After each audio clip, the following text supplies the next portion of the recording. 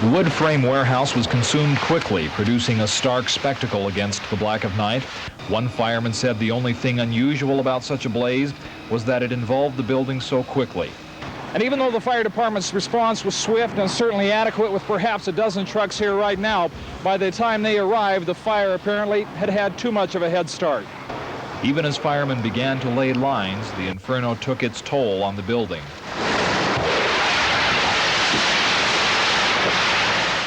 With the fire came the standard statistics. The first of 2 alarms sounded at about 10:30.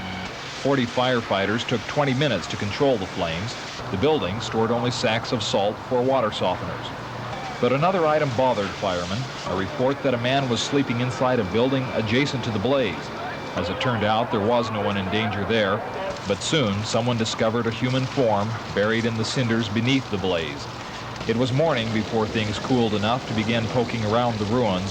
One crew drew the gruesome task of removing the victim from the crawl space under the devastated building, and suddenly the unidentified figure received a name: 37-year-old Charles Metcalf, a hobo from somewhere in Kansas, known as Chuck. Metcalf and a tramping buddy, Ronald Welch, had slept under the warehouse for the last week. Welch says hobos usually expect to die falling from a freight train. We're over in Library Park sipping on some wine, but we didn't get as inebriated as we usually do. We were pretty straight, you know. But one thing's because we broke. We just called in. We hadn't been in there 5 or 6 minutes, you know. And he started smelling smoke and said, "Ron, there's smoke."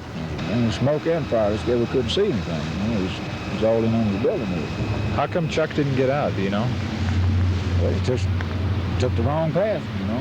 What was he like? Good man. Good, kind-hearted man. Liked to hang around with him, huh? Yeah, we liked each other. We were friends, good friends.